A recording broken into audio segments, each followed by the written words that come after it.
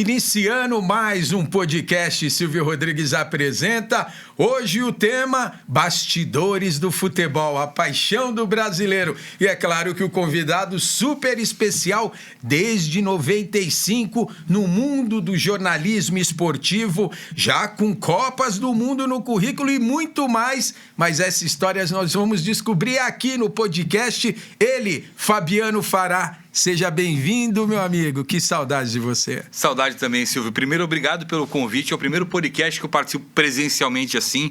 E é uma honra estar aqui. Eu que sou inscrito no canal, que assisti um amigo meu também, o Tiaguinho da Óptima aqui também. Um belo papo com as empoderadas também. Eu sou um fã de podcast e o teu tá na minha playlist ali para assistir sempre. Cara, e eu tô aqui para falar de bastidores. É assim, é como eu sempre brinco. Não me leva para conversar, não, porque o que contam para mim não é mais segredo. E olha que ele disse a frase maravilhosa que qualquer um que tem um podcast, que vai entrevistar alguém, adora ouvir. Não tem segredo, então... Sem segredos hoje aqui? Contou pra mim, já não é mais segredo. Nessa passagem, desde 95, iniciando no mundo do jornalismo.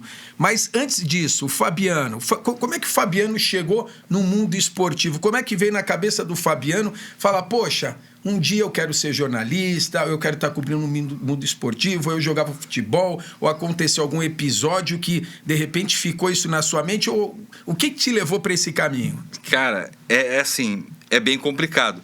Eu sou de uma família onde meu tio foi jogador de futebol, né? Jogou na Espanha, jogou no Botafogo de Ribeirão Preto. O meu irmão mais novo foi jogador de futebol.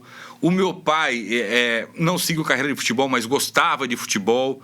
Enfim, mas eu era meio que assim, gostava, jogava futebol, mas não ligava muito, porque eu comecei a surfar com 8 anos de idade. Minha mãe vai estar assistindo esse podcast, vai ficar brava comigo. Eu morava num prédio onde eu tinha embaixo um lugar pra gente brincar.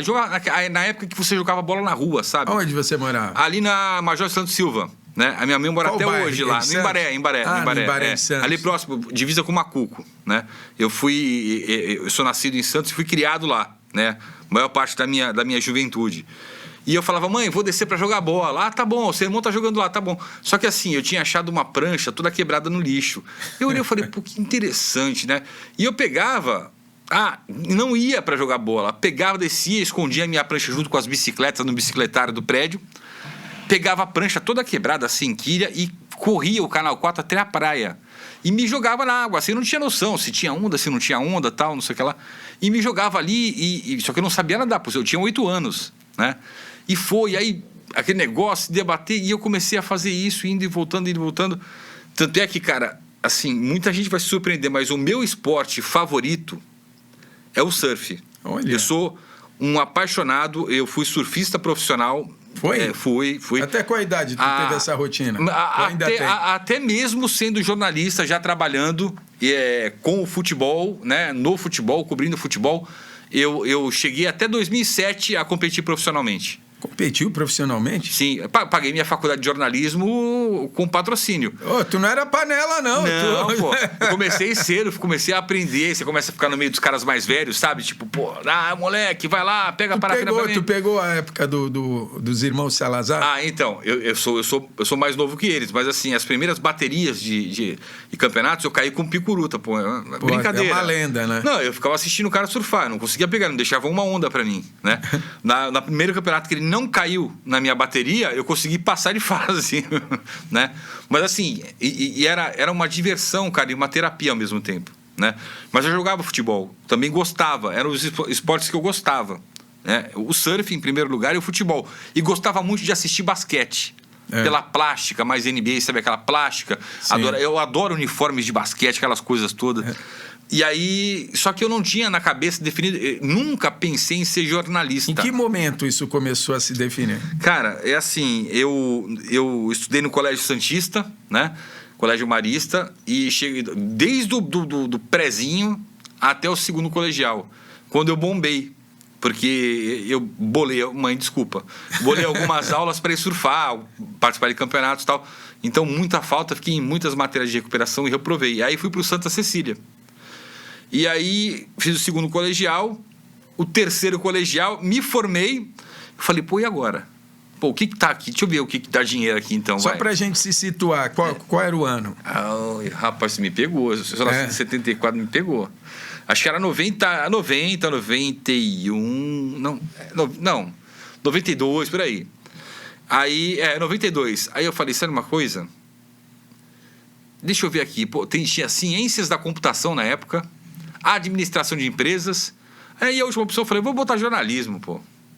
Primeiro ciências da computação, porque, pô, o computador tá na moda, né?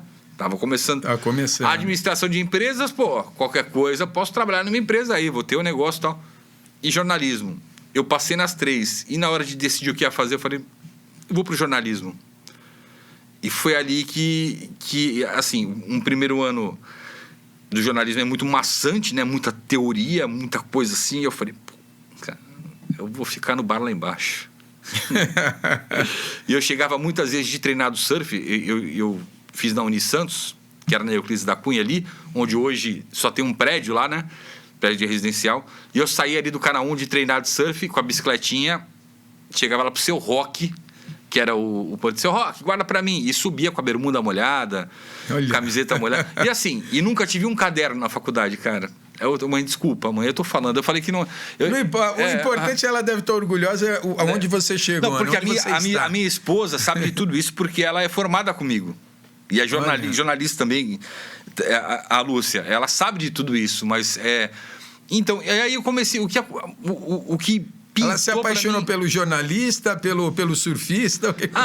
Eu acho que foi pelo surfista. O jornalista não estava com nada. Tanto é que, vou falar a nossa história é muito bacana, cara. A gente vai ver... Porque assim, a gente se formou junto, a gente mal se falava na faculdade, e depois cada um foi pro seu lado, né? Cada um teve sua vida, a gente se reencontrou numa festa de 20 anos de formado da faculdade. Olha, então, isso faz quanto tempo? Isso foi em 2017 que a gente se reencontrou. Ixi, e aí a gente se reencontrou, tipo, a gente começou a conversar e 18 e... Muita história. Ficamos juntos. Mas vamos voltar para a década de 90. Aí você entrou para a faculdade de jornalismo. Entrei. Aqui você deu pontapé inicial... oficialmente em 1995? Foi em 93. 93? Aonde? Foi na Unisantos. Na Unisantos? Na Universidade Católica de Santos. Aí eu reprovei o primeiro ano, porque eu tinha muita falta. Eu ia para as aulas cruciais. Eu nunca tive caderno, porque eu preferia entender o que eu estava vendo ali, né? Eu não gosto nada de decorar essas coisas. Isso... mais pra frente eu vou te contar que na minha profissão eu não sou de decorar, eu gosto de entender as coisas, né? Só que, cara, era muita teoria, muito maçante. Eu tive que ler aquele livro do Assis Chateaubriand. Aí eu li, um livro de 400 páginas. Eu li as 10 primeiras e as 10 últimas. Mas assim, eu tinha nota. Aí me falaram, Fabiano, você tem que, né, fazer outra prova, porque você tem nota, só que você não tem frequência. Eu falei, mas ficaram desconfiados, eu falei, realmente aquilo era... Eu falei pro diretor, é o seguinte, o que paga minha faculdade é o trabalho como surfista. Porque eu ganhava do meu patrocinador na época 5 pranchas, uma caixa de agasalho, uma caixa de bermuda, caixa de camiseta, ficava com metade e vendia metade. Porque naquela época não era dinheiro, eles davam em produtos. Em produtos. Patrocínio era com produtos. Hoje está mais profissional o negócio. Bem mais. E aí eu vendia metade dos produtos na própria faculdade, pagava a faculdade e ainda ficava com troco, né? E aí eu tive que refazer. Aí eu tive que fazer o primeiro ano novamente. Falei, tá bom, eu vou fazer as 4 disciplinas do primeiro ano que eu eram 10, eu consegui eliminar, aí que eu não tive frequência. E foi aí que eu caí na classe da minha esposa, da Lúcia. E dali em diante, aí teve o segundo ano da faculdade, e aí teve uma festa de 25 anos da Unisantos. Aquela festa open bar, cara. Eu falei, caramba, novo, aquele negócio, né? Falei, se eu tomar uma cervejinha aqui, não vai dar nada, Eu não gostava de ser. Eu vou tomar uma cervejinha aqui, não vai dar nada. Eu vou ficar felizinho, mas meu metabolismo tá bombando aqui, né? Surfista, que isso? Novinho. Cara, você fiquei alegrão. E aí eu cheguei na Alessandra Zamari, que era diretora de um programa de esportes, o Debate-Bola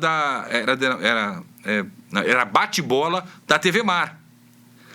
era o Marcos, a Alessandra Zamari, o Marcos Barreto, era Flávio Roberto Alves apresentando, Luciano Fatioli comentando. Luciano Fatioli. E aí eu cheguei e falei, pô, ela tinha sido da minha classe, né? E aí, Alessandra, preciso trabalhar lá, pô, mas você não pega onda? Eu falei, não, preciso trabalhar no jornalismo, me arruma um negócio aí. Ela falou assim, não, vai lá na TV Mar então, tipo, dia 1º de janeiro de 95. Vou te arrumar na produção lá. Falei, tá bom. Pô, isso foi em outubro. Beleza. Ela achou que eu ia esquecer, não esqueci. Aí eu voltei lá, ela estava em Cancún. Aí eu falei, saiu o Marcos Barreto, pô, você que eu fará? Pode vir, ela falou comigo, pode começar. Eu comecei atendendo o telefone, que naquela época você atendia o telefone, anotava as perguntas dos telespectadores e passava pro estúdio. Pô, e a minha letra é horrível, cara. Eu tenho letra de médico, eu sou jornalista, mas deveria ser médico pela letra que eu tenho, assim. Eu não entendo a letra. Se eu escrevo aqui agora, te entrego, você me devolve, eu já não entendo mais o que eu escrevi. E aí, na época também as tabelas de campeonatos, as classificações eram feitas no Excel, era tipo, você tinha que fazer continha mesmo. E aí o amigo que fazia ali, o colega, não estava conseguindo se dar bem. E eu fui para lá. Cara, e ali comecei, eu falei, pô, mas é legal esse negócio aqui. Isso tal. Aí em 90? Em janeiro de 95, assim, mas só na produção. Aí passou o ano e tal, o próprio Marcos Barreto com o Valmir Lopes tinha uma assessoria, né? Era Grafite Comunicações o nome. Me chamaram para trabalhar. O Valmir Lopes foi esse que futuramente foi trabalhar no Santos? Sim, exatamente. E o Marcos Barreto hoje é um dos diretores da Record, acho que ele está no Nordeste, se eu não me engano. Faz tempo que eu não falo com ele. E aí eu comecei tal, e um dia eu estava na Portuguesa Santista, porque a Grafite Comunicações fazia assessoria para o Jabaquara, Portuguesa e para o Santos. O Santos ficava para o Valmir, né? Era um negócio mais... E aí eu rodava ali nos outros e tal. E eu cheguei, cara, assim, estava um dia num treino da Portuguesa à tarde, o Sérgio de Oliveira, que teve recentemente aqui em Santos também, para quem sempre me pergunta, daquela primeira geração lá do Esporte por Esporte e tal, o Sérgio tá morando em Candeias, na Bahia. E teve aqui agora no começo desse ano. Então, o Sérgio, aí ele chegou para mim e falou, garoto, vem cá. E eu assisti o Esporte por Esporte. Pô, eu assisti e tirava onda, cara.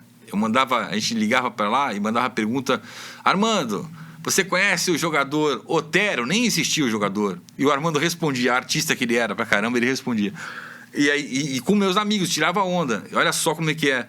E aí, pô, grava um boletim aí, que o Armando tá precisando de um repórter lá, tal, não sei o que lá, isso, aquilo, tal. Eu falei, não, tá bom, eu gravo, é para um teste, é teste. E gravei. Boletim da Portuguesa, tava ali, sabia as informações. Pô, à noite eu tô sentado no sofá de casa ali, com meu pai do lado e tal. E meu pai assistia também, né? O Esporte por Esporte. De repente, porra, você vem, tipo, era acho que 1º de dezembro, um negócio assim, 2 de dezembro. Daqui a pouco o Armando assim, hoje nós temos estreia, tá? Nós vamos ao boletim da Portuguesa Santista. Pô, me vi na tela. Eu tomei um susto, meu pai falou, pô, moleque, você arrumou emprego, não falou? Eu falei, não arrumei, não. Assim que terminou o boletim, tocou o telefone da minha casa, era o Armando, era o Sérgio falando assim, o Armando gostou, a partir de agora você tá com a gente, tá? Teu salário é tal, é isso, aquilo, tal, não sei o que. Eu falei, vambora. Tu ficou quantos anos, Armando? Rapaz, ó, aí... Porque tu tá falando na época que o Esporte por Esporte era na TV Litoral. Eu peguei dezembro, Silvio, de 95. Porque a Santa Cecília... Foi 97. A partir de 97. Então.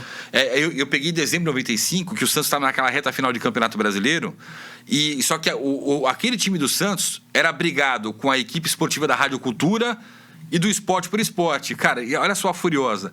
Me deram um microfone. Aquela equipe o quê? Do Giovanni, Jameli, Marcelo Passos. Daquele Fluminense Santos histórico. Nossa, aquele eu vi como um torcedor, pra você ter uma ideia. Eu tava lá no Pacaembu assistindo esse jogo. E afinal eu vi como, assim como torcedor. E aí depois teve aquele negócio todo, aquela polêmica toda. Só que eles não davam entrevista, nem pra Rádio Cultura, nem pra TV Litoral. E aí falaram assim, vai pra lá e entra lá. Porque naquela época quando eu comecei, você entrava no treinamento com o teu cinegrafista, você ia lá antes do treinamento, entrevistava os caras dentro do campo, saía, não acontecia nada, beleza. Esse negócio de agente, essa coisa, você tinha o contato mais direto com o jogador, né? E não deixava de ser organizado, tá? Porque eles falam que agora é tudo muito mais organizado e tal. Não, mas o contato, o olho no olho, era uma coisa diferente. Pô, e aí a matéria foi pro ar à noite. No dia seguinte não me deixaram mais entrar. Porque eu era novo. O Armando, tipo, que meio que me usou. Falou, vai lá e faz lá. Então ele teve as entrevistas, tipo... Não sabiam que você era... Não, aí quando depois que isso... Porque depois que descobriu que você era, te barraram. Eu falei na época, foi o Leandro Forlin, até nem mandava o Júlio Pereira, porque o Júlio já era conhecido dos jogadores. Saudoso Júlio Pereira é o cinegrafista, cinegrafista, né? E aí eu falei, pô, mas não tem canopla aqui, né? Aquele cubinho do microfone. Sei. Não tem. Eu achei estranho, mas beleza. Aí depois disso fui barrado de entrar no CT. Falei, putz, e agora? Aí o Armando falou, é o seguinte, vai pra porta da vila, fica lá. O primeiro que aparecer entrevista, a gente precisa de entrevista, tá bom. E eu fui. Cara, quem foi o primeiro a aparecer? Giovanni? Não. Edson Arantes do Nascimento. Olha, só ele, né? Ô Silvio, cara, eu nunca tremi tanto, né? Eu tremi 2 vezes na minha vida. 3 vezes, na verdade, profissionalmente. Tu lembra quantos anos você tinha nessa época? Cara, eu comecei no... Caiu de frente com o Pelé? 21 anos. Olha. E isso é muito bacana, porque assim, eu saí, o Júlio falou, a câmera tá ligada com você. Eu cheguei pra entrevistar o Pelé, cara, eu tremia, era o Pelé. Aí o Pelé olhou pra mim assim, ô garoto, tudo bom? Eu falei, Pelé, você pode conversar comigo aqui? Pô, tudo bem, me abraçou, qual é o seu nome? Eu falei, Fabiano, você tá começando de onde que é? É do Armando, pô, manda um abraço pro Armando e tal. Você falou, não, vamos falar comigo, fica tranquilo, pode fazer a pergunta que você quiser. Me abraçou e a gente foi subindo até a sala da presidência, na época do Samir Jorge Abdurraqui. E, cara, eu fiz 2 horas de entrevista com o Pelé. Caramba. Foram 4 fitas Super VHS que o Júlio ainda bem que tinha.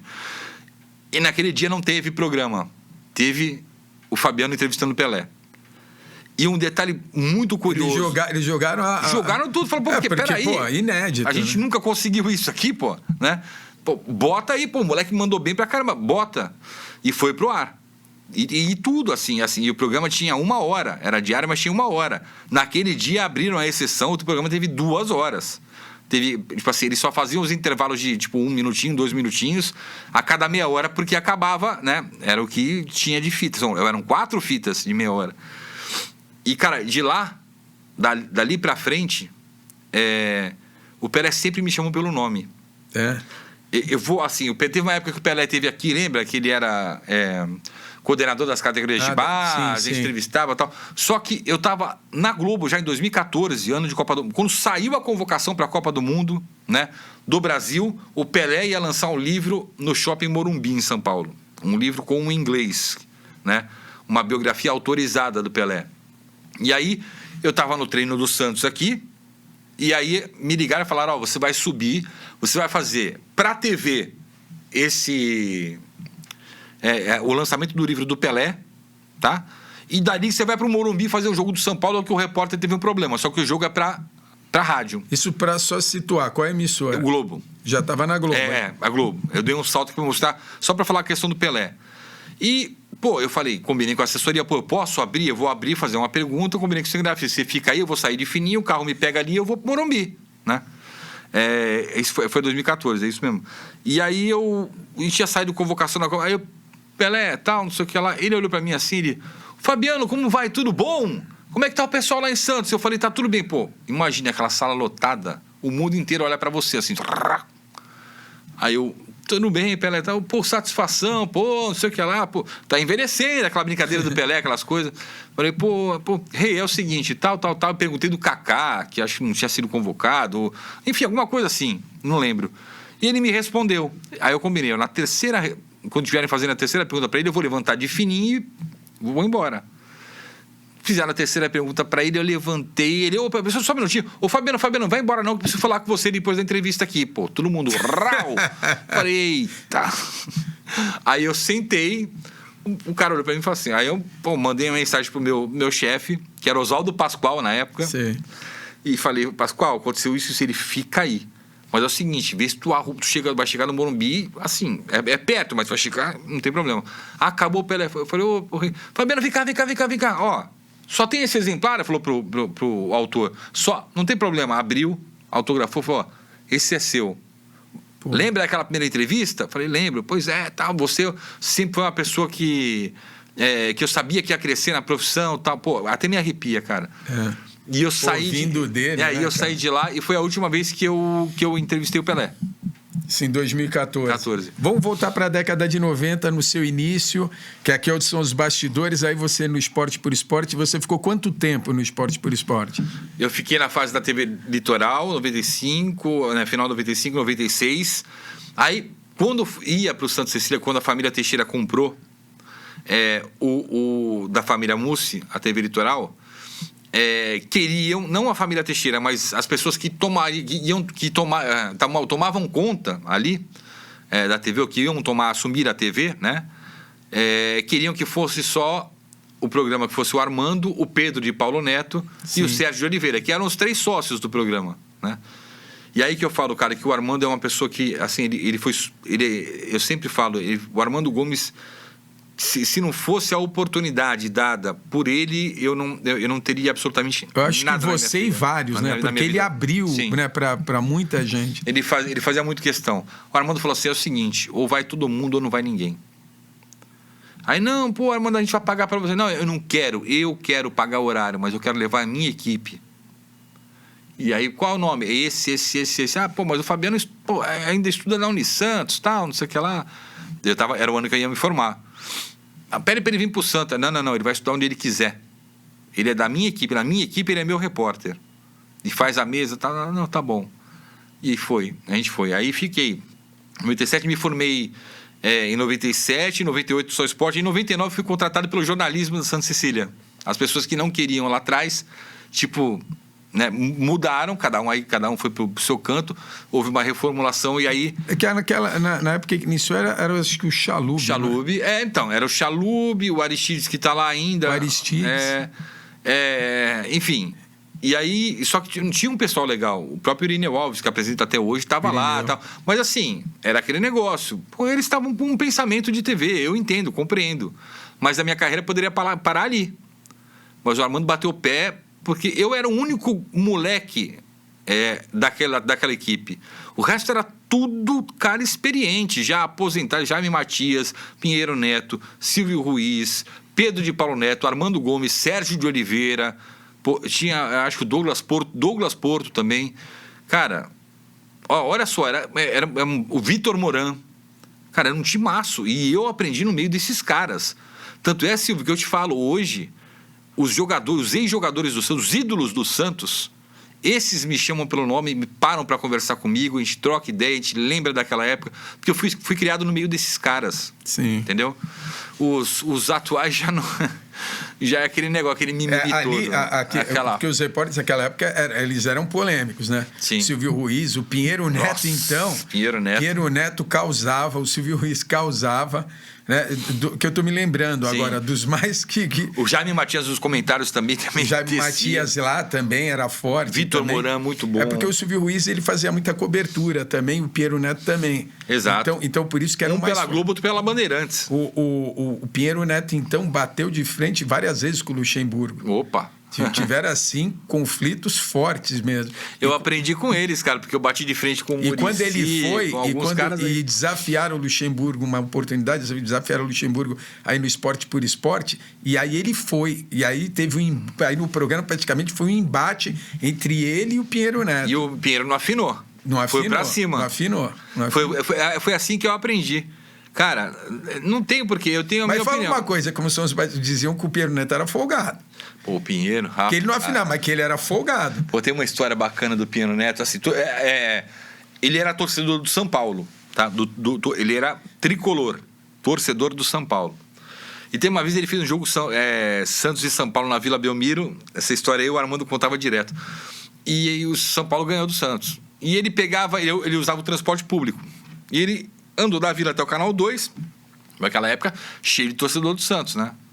E já vai, Pinheiro Neto, aí, São Paulino e tal. E lembra quando era... a catraca do ônibus era atrás? Sim. Né? Tinha cobrador ainda. Então, o Pinheiro, quando os caras subiram, o Pinheiro deixou os caras subirem. Quando o Pinheiro subiu, os caras fizeram o corredor e batucaram o Pinheiro. Aí disse que o Pinheiro chegou assim no cobrador, seu Pinheiro Neto, tá tudo bem? Tá, amigo, aconteceu o quê? Eu não vi acontecer nada. Ele disse que o Pinheiro estava todo torto. Assim, ele mantinha a postura. Mas era um cara genial. Genial. No improviso. Cara, genial. Vitor Moran era um cara que, se vivo hoje, ele seria uma sumidade entre os comentaristas. Ele entendia muito de futebol. Ele era um ótimo comentarista. Nossa, ele era muito bom. Ele estava muito à frente do tempo dele. Muito à frente. E ele participou daquela equipe 1040 da Rádio Tupi, que foi famosíssima, com o Juarez Soares, com os caras. Juarez que eu tive a honra de trabalhar Juarez, também. assim, falando nacionalmente, para mim era o melhor. Para mim era o melhor comentarista assim, que eu vi. Era sensacional. Sim, não tinha Trabalhei meias com ele palavras. na Record, Ele falava o que ele pensava mesmo, mas ele falava com embasamento. Sim. Ele não jogava para a torcida, para nada. Ele falava muitas vezes contra o que a torcida pensava, mas ele falava aquilo que ele achava. Mas falando aí, você veio com esse time aí, que não era fraco, não. Para quem é aqui da Baixada e acompanhou Esporte por Esporte, sabe que os caras eram todos feras. Eu falo, é como se eu tivesse jogado no Santos de Pelé, cara. Porque esse time era fortíssimo. E a televisão nessa época estava engatinhando. E o programa Esporte por Esporte era o programa pioneiro, top, né? De audiência de esporte em toda a região, né? Então, quer dizer, dominava. E aí você foi... Você viajou, criou asas, e aí você foi para várias rádios. Fala um pouco disso. Como é que foi o Fabiano quando o Fabiano abriu as asas e voou? Então, foi o seguinte, eu sempre fui muito, muito conservador, assim, eu gostava muito do ambiente, eu estava realmente em casa. Pô, eu almoçava com a Armando, eu jantava com a equipe, né, com o Armando, com a equipe, eu jantava, eu ficava com a rapaziada o tempo todo, assim, cara, o tempo todo. Então, para mim ali era uma segunda família, assim, eu aprendendo mesmo, e a gente ia lá no bar, tipo... tal, e, pô, tava lá o Edu, tava lá o Coutinho, e sentava e contava história. Cara, o que aconteceu? Quando eu fui contratado pelo jornalismo do Santos em 99, eu fiquei em 99, de 2001 para 2002, né?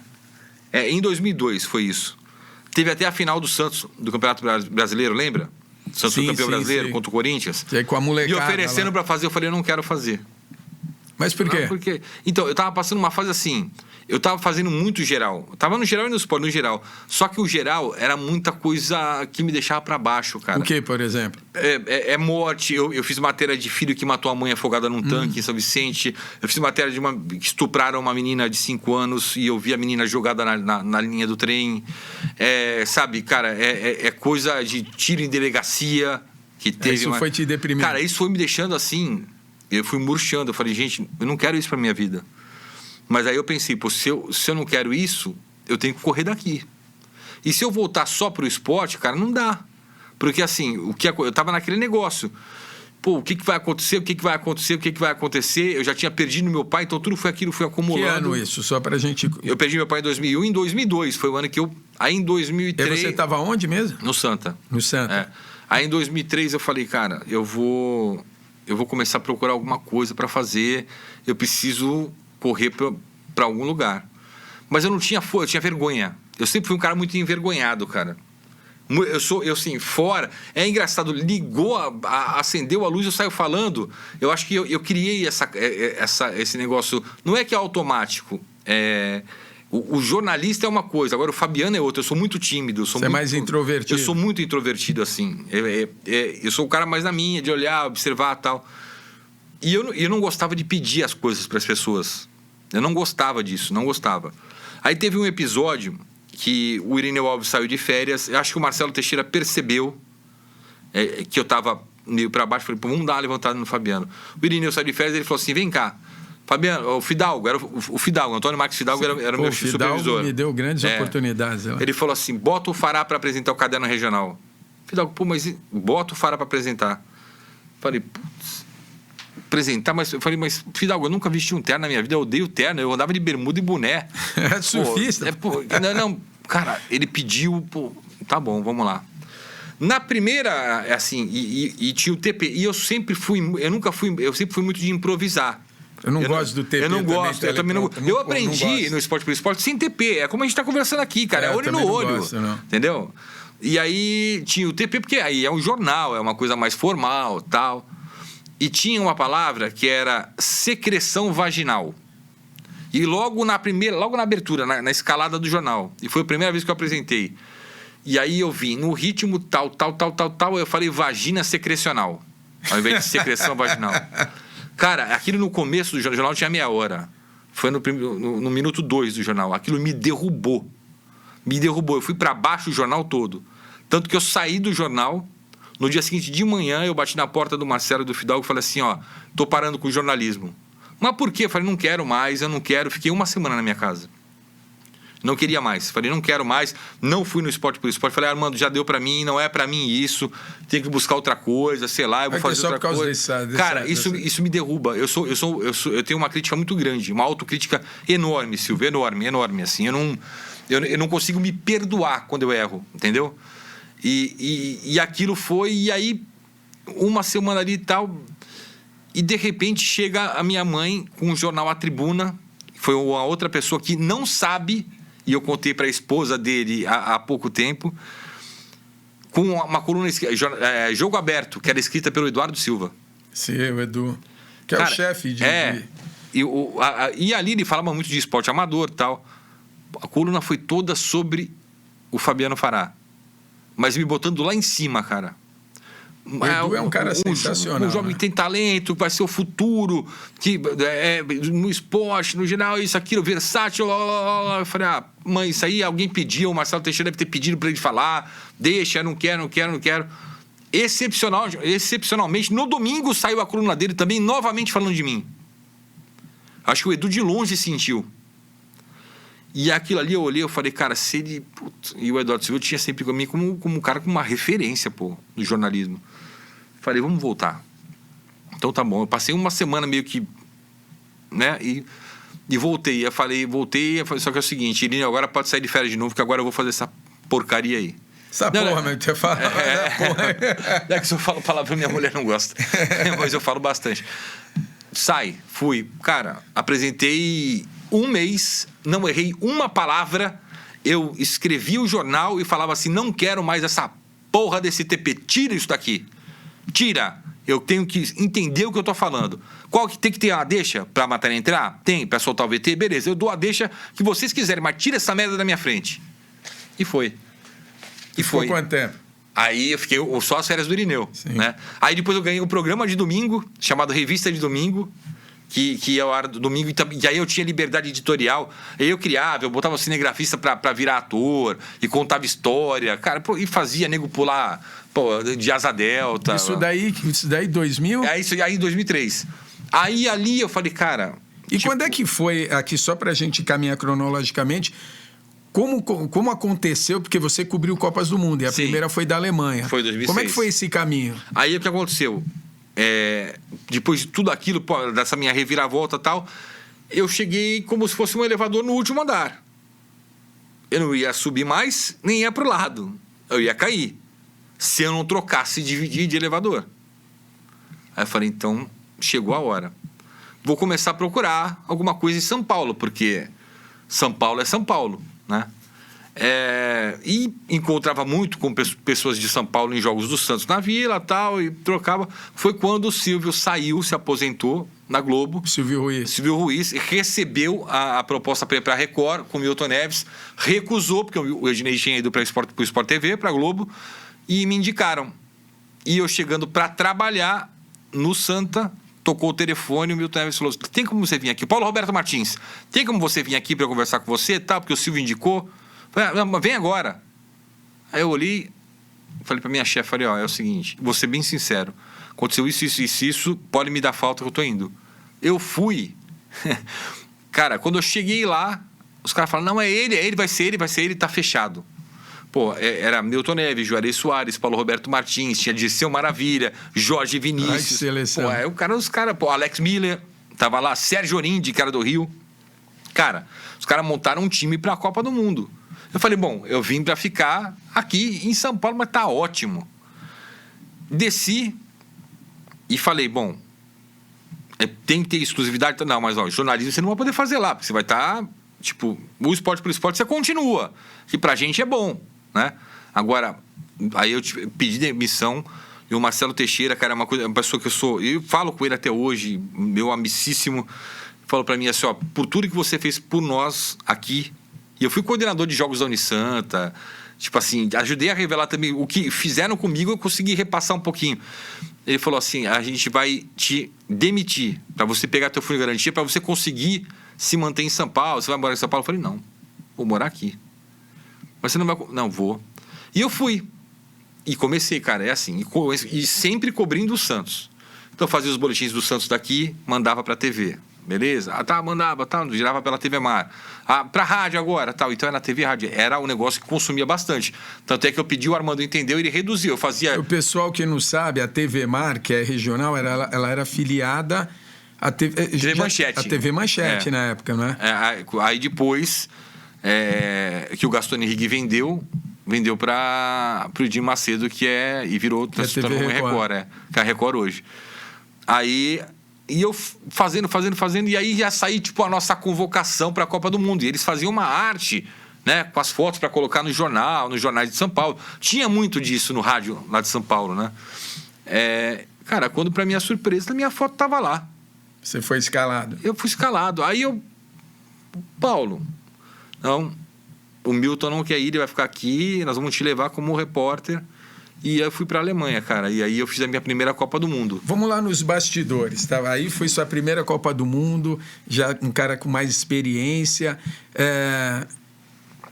Entrevistas, jogadores que você teve maior dificuldade ou que teve alguma resistência, porque a gente sabe que muitos jogadores, às vezes, ele responde quase com monossílaba, né? Sim. Quer dizer, ele fica muito desconfiado com um determinado repórter, né? Às vezes ou por orientação, né? Ou por pessoas que fazem comentários.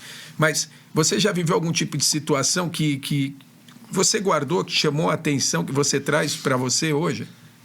Cara, é assim, Copa do Mundo é muito difícil. Copa do Mundo você como você ficar acordado 24 horas durante 30, 40 dias. Assim, é muito pouco que você dorme. Se você dormir, acontece alguma coisa, né? E me falaram isso, então eu ficava muito pilhado. Eu não peguei coisa grande na Copa do Mundo 2006. Não peguei. Eu era um quarto, um quinto repórter, fazia torcida, fazia o esquenta, aquele negócio todo pela Record. Para mim foi uma experiência sensacional, porque, ir para a Alemanha, para a Europa, tava lá, né? Antes disso eu tinha feito eliminatórias de Copa do Mundo em Quito, Brasil e Equador. Então eu estava adquirindo pela primeira vez uma experiência internacional, cara, que eu nunca imaginei que fosse. E aí ali me deu o estalo. Eu falei, cara, eu tô numa Copa do Mundo. Há 2 anos atrás eu estava querendo desistir. Eu falei, peraí, vamos lá. E assim, eu fui muito de observar. Então a primeira Copa do Mundo eu fiquei mais com a galera, com torcida, que os caras são mais, né? Mas observei, né? E acabou essa Copa do Mundo, assim, sensacional, níveis de audiência muito bacanas, tal. O meu trabalho foi muito legal, eles fazem um relatório depois, e o trabalho, foi colocado como trabalho, para quem nunca teve experiência internacional em Copa do Mundo, e os caras já tinham coberto Copa do Mundo, nossa, Paulo Roberto, os caras, já, né? Juarez Soares, todos eles. Né? O que eu tinha de Santos, os caras tinham o triplo de Copa do Mundo. E aí, e o trabalho chamou a atenção, né? E aí, em 2007, eu recebo um telefonema de Leonardo Stamilo, que era da Globo, falando, quero bater um papo com você. Eu falei, eu tô de férias, então vem aqui, numa churrascaria lá na Avenida Angélica, em Indianópolis. Falei, vamos, tá bom. E aí? Subi, na hora que eu olhei a churrascaria, Globo, tu associa, tu fala, meu Deus do céu, eu não vou ter dinheiro pra pagar esse negócio, não. Eu falei, mas tudo bem, eu vou entrar, vou pedir um copo d'água e vou ficar na minha. Aí teve lá, fizeram a proposta pra mim, eu falei, acabei de voltar, eu sou novo ali na Record, eu vou conversar lá, mas, eu agradeço, tal, não sei o que lá, tá bom. Aí voltei pra Record e falei, Paulo, aconteceu, pra não ter, diz que me diz, o Paulo Roberto Martins era meu chefe, aconteceu isso aqui, o quê? Não, vai na diretoria, aumento de 30% do salário. Eu falei, mas não era isso que eu queria, eu só quero te... Não. Beleza. 3 meses depois, os caras me procuraram, mesmo Leonardo Stamilo, na mesma churrascaria. Aí já fui pronto para comer, que eu sabia que os caras iam pagar. Aí foi lá, aí falaram, é isso de salário e mais um pouco, isso aqui. Falei, eu vou conversar lá, mas, cara, eu tô muito feliz na Record, vem a Copa da África. Mas o salário era tentador? Era praticamente a mesma. São Paulo é outra realidade, né? Mas era do que você estava... Não era nem o salário. O que era tentador era o projeto. O projeto. Aí eu já cheguei, Paulo, de novo. Não, pelo amor de Deus. Mais 30% de aumento. Falei, caraca, os caras estão me dando 30% de aumento aqui, ó. Eu já tenho 60% de aumento, pô, em 6 meses. Falei, pô, beleza. Aí passa mais um tempinho, o Leonardo Stavilo me liga e fala, vem aqui. Aonde? No Angélicas Grill lá, tal? Não. Você vem aqui na Globo. Falei, eu vou lá. Fui. Eu sentei, ele falou assim, ó. Ele me entregou uma pasta, ele falou assim, ó. É isso aqui que eu tenho pra você. Se você recusar, esqueça, você nunca vai trabalhar na Globo. Você não tem o sonho de trabalhar na Globo? Eu falei, cara, eu nunca tive. Foi uma realidade. Eu nunca tive. Eu vejo oportunidades. Qual a oportunidade que tem nessa pasta pra mim aqui? Aí ele falou, abre. Aí eu abri, cara, tinha a CLT, tinha o plano de carreira e tinha as recompensas por metas. E isso tudo somado ali, eu tava prestes a ter a minha primeira filha, cara. Eu falei, tá, agora não tem como falar não. Eu falei, então conta com a minha palavra que eu venho. Pode, tá bom, conta com a minha palavra. Só não vou assinar o contrato agora porque eu vou primeiro pedir as contas lá. Voltei, o Paulo olhou pra mim assim, eu falei, dessa vez não tem aumento. Eu tô indo, Paulo. Ele falou, porra, eu te entendo. Eles falaram isso pra você, né? Foi. Ele falou, eu tava sabendo. Ele falou, vai, moleque, voa. E eu lembrei do que o Silvio Ruiz me falou quando me indicou. Ele falou, você vai subir a serra, não desça mais. Não dê motivo para descer a serra, porque se você descer a serra, né, no sentido figurado, sim, você não sobe mais. E dali eu fui pra Globo. Qual era o plano de carreira, cara, que eu acho sensacional? Eu acho que, cara, falta isso hoje, né? Eu era CLT, tinha um bom salário na CLT, com todos os benefícios. E quando eu atingisse 5 anos, eu teria um contrato. E nesse contrato, ao invés de ter aumento na carteira, eu aumentaria no contrato. Seria uma premiação no contrato, porque eu atingiria as metas e no contrato. E no meu contrato estava a cobertura das Copas de 2010 na África, 2014 no Brasil, 2018 na Rússia e 2022 no Catar. E aí tu cobriu cara, as eu outras saí de uma duas Copa do Mundo. Aí eu cobri a de 2010 na África. Cara, eu fiz uma entrevista com o Mário Jorge Lobo Zagallo, o velho Lobo. Ele tava bravo com o Dunga. E eu tava lá, a gente tava num estúdio lá, né? E, cara, assim, foi uma das entrevistas mais polêmicas, que mais repercutiu. O Zagallo arrebentou. Você fez o quê? Pra rádio ou pra TV? Eu fiz pra rádio. Pra Rádio Globo? Pra rádio, Pra TV eu fazia... TV era mais apoio, galera e tal. A Rádio Globo era um negócio mais... Em coberturas, assim, era mais forte, né? E aí veio aí depois de 2010 também, cara, e pela Globo, né, cara? Você fala, caraca, você vê ali, o Galvão passando do teu lado. Fala, qual foi a tua impressão do Zagallo? Cara, é bem doido. Mas conhece muito. Mas é bem doido. É assim, ele tava falando o que tava na mente. Ele arrebentou com o Dunga naquela época, né? Mas assim, foi uma entrevista... Ele tava no Brasil, tá? Eu tava na África e foi por contato telefônico, como fazia na rádio naquela época e tal. E a gente tinha um estúdio lá no centro de mídia. Porque Copa do Mundo é o seguinte, né? A FIFA vem e aluga o país, né? Então ela te dá toda a estrutura. E aí, isso foi 2010. E aí... E eu vinha de um ano bom, cara. Porque no Santos tinha surgido Neymar, Ganso... Copa do Brasil, Paulista, e eu tava com a molecada, eu conhecia a molecada desde pequeno, então, você tem 30... Uma coisa que eu sempre lutei foi pra colocar o Santos mais tempo na mídia, lá em São Paulo. Todo mundo que vai pra lá luta. Porque eles te dão 30 segundos, 40 segundos, 1 minuto, então, solta fogos.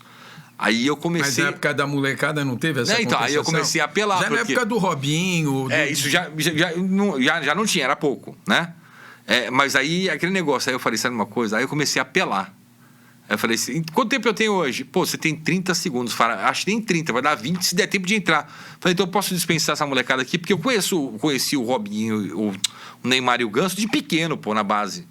E eu chamava, moleque, vem cá, me dá uma força, deixa eu aparecer mais um pouquinho hoje. Vem.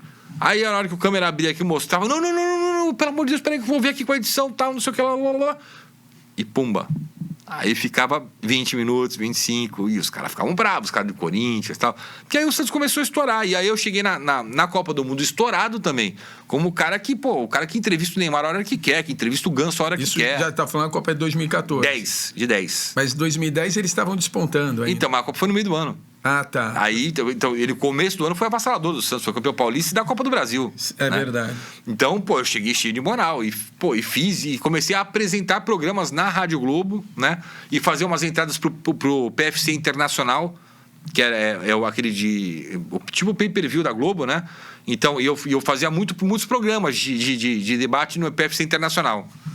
Cara, é assim, foi uma Copa sensacional, voltei. Aí em 2011, cara, pô, o que veio em 2011? Pô, Santos campeão da Libertadores, pô, você tá de brincadeira. E você cobria, né? Cobri tudo. Fui até o Japão. Dei de cara com o Messi, fiz assim pro Messi, passa, não quero você. É? Fiz. Cara, passei fome no Japão, não dormia. Por quê? Pô, cara, é muito... Assim, ó, não dormir, o que acontece? Você vai pra lá. Primeiro que, pô, a minha viagem já foi um perrengue. Eu sempre tive medo de avião, cara. Na hora que ele sobe e na hora que ele desce. Quando tá lá em cima, aí não tem o que fazer, né? Mas eu sempre tive medo. E andei a vida toda, essa carreira toda de avião. Desde que fui pra São Paulo. Daqui não tinha. E assim, eu fui pro Japão, deu overbooking no voo, me ofereceram 600 euros pra ficar em um hotel 5 estrelas. E a Globo te mandava, tipo, um mês antes pra ir pro local. 20 dias antes. Pra você se familiarizar e tal. Falei, pô, cara, 600 euros na mão, pô, vou trazer um videogame pro meu moleque, né? Que acabou de nascer e tal. Porque aí já tava no segundo filho. Falei, pô... aí meu chefe me liga, e aí, você tá embarcando, né? Ah, tô. É porque amanhã já tem que fazer pro Bom Dia, não sei o quê. Falei, amigo, não dá, tem que embarcar. Embarquei. Aí fiz escala na Suíça, esperei 6 horas na Suíça e chego em Tóquio. Cara, essa história, se eu puder contar... Pode contar, cara, aqui tem... Eu chego em Tóquio, assim, eu tinha comprado aqui no Brasil pra mim o Rail Pass. O que é o Rail Pass? É o passe livre pro trem-bala do Japão. Você desembarca, eu desembarquei em Tóquio, tinha que ir pra Nagoya, que é espécie tipo interior lá do Japão. Falei, putz, só que desembarquei 7 da manhã. Eu falei, caramba, vou lá, ter que comprar um telefone aqui ainda pra me comunicar com os caras lá, porque eles, né, se você falar com o telefone do Brasil, né, porque tinha celular, era muito caro. Eu falei, pô, fui lá, falei, marquei a passagem pra, tipo, 9 da manhã. Falei, vai demorar pra comprar o telefone até eu falar com os caras aqui, né? Eu tinha feito um intensivão de inglês, mas, pô, né? Marquei e fui. Só que o telefone, cara, que negócio, tu passa teu cartão, o telefone já sai ali com o chip, você só... Acabou. Em 10 minutos eu resolvi. Eu falei, eu não vou ficar esperando até as 9, não, eu vou embora. Vou passar aqui o negócio aqui, se passar, pum, abriu a catraca. Entrei. Falei, tô lindo. E fui pra área de embarque. Só que, pô, todo mundo lá no fundo. Ninguém aqui. Eu falei, eu vou ficar aqui, pô. Eu não vou na multidão. E, pá, no primeiro vagão. Chegou, entrei. Falei, nossa, coisa de primeiro mundo é outra coisa, né? Pô, não sei o que lá. Sentei. Aí começou a viagem. Pum. Pô, deu 15 minutos, vem o serviço de bordo. Pô, sanduichinho de atum, champanhe francesa. Eu falei, cara, primeiro mundo isso aqui, pô. Tu entra no ônibus lá no Brasil, pô, sacode, metrô cheio, pra fazer baldeação na Sé. Pô, que loucura. Eu falei, meu Deus. E tal, e vinha, e camarão. Eu falei, pô, tô feito. Daqui a pouco vem a pessoa conferindo as passagens. Quando chega na minha, ela olha pra minha cara e começa a falar em japonês. Eu falei, não falo japonês. Quer falar inglês? Aí chama um, chama outro, lá. Confusão do caramba. Eu falei, entre na primeira classe. A minha verba vai toda pro caramba. Meu Deus do céu. Sabe qual era o problema? Não é que eu tava na primeira classe, não tinha problema isso.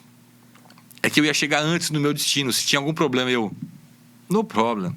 Aí me manda mais champanhe. E cheguei em Nagoya. Só que é o seguinte, de dia lá, madrugada aqui. Madrugada lá, dia aqui. Então, de dia lá eu produzia material. Todo o material. De dia aqui, madrugada lá, eu tinha que fazer entradas ao vivo, eu tinha que mandar as matérias. Cara, eu fiquei, sem brincadeira nenhuma, 14 dias em Nagoya, até o Santos jogar, vivendo de um café de máquina que eu fiquei viciado na rua lá, porque lá não tem padaria, esses negócios, lá é a loja de conveniência, vende desde absorvente até um pedaço de pizza.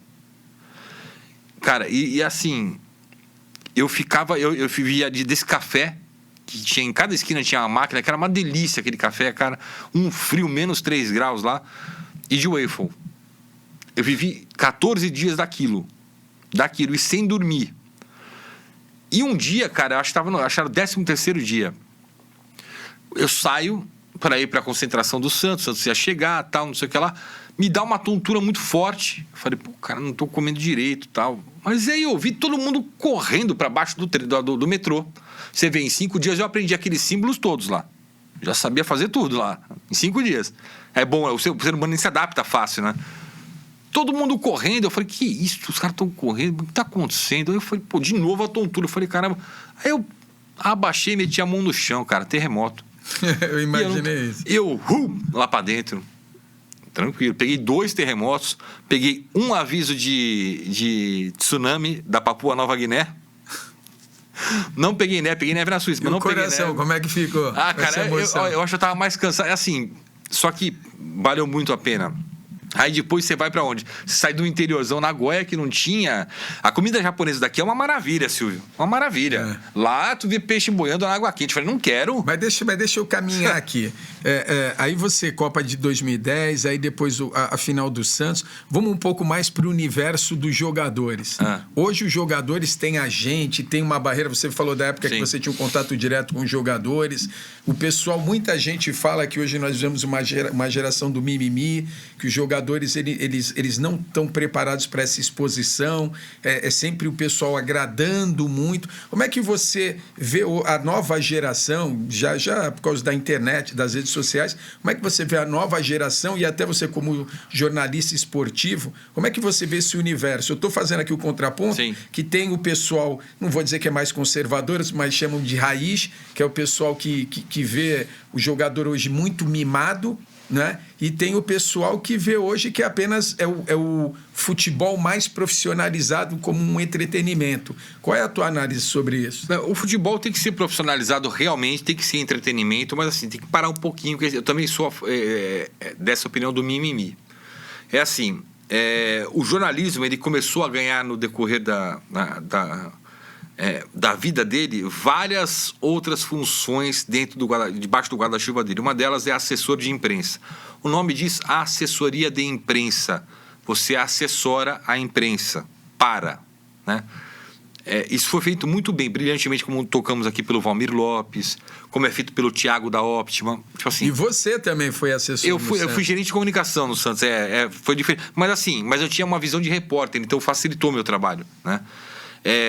E como é lidar com a imprensa? Vamos lá para os bastidores. Já, cara, que você falou que não esconde nada. Não, eu não escondo. É óbvio, as pessoas te ligam e falam... Como é que era? Porque você teve uma época, você estava do lado de cá, né? Sim, o que está buscando a entrevista, que tá ali buscando espaço. Aí você estava do lado de lá, com a chave do cofre. Você é o mediador entre os seus parceiros, né, do segmento, buscando aquele espaço. Como é que você lida? Porque tem o jornalista que é mais vaidoso, tem aquele veículo que acha que deve ter prioridade. Como é que você administrava essa questão? Não tinha...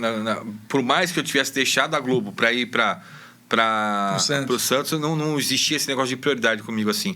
Porque quem passa por emissoras regionais sabe como dói você ver prioridade para outros, sendo que você pode executar esse mesmo trabalho, né, igual ou melhor. Porque você já foi setorista? Sim, assim...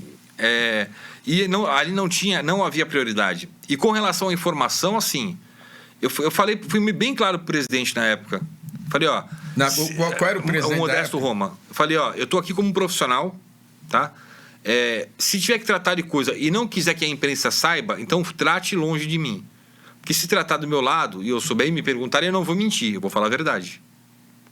Então, assim, me ligavam. E aí, Fará, é verdade que isso, aquilo? Cara...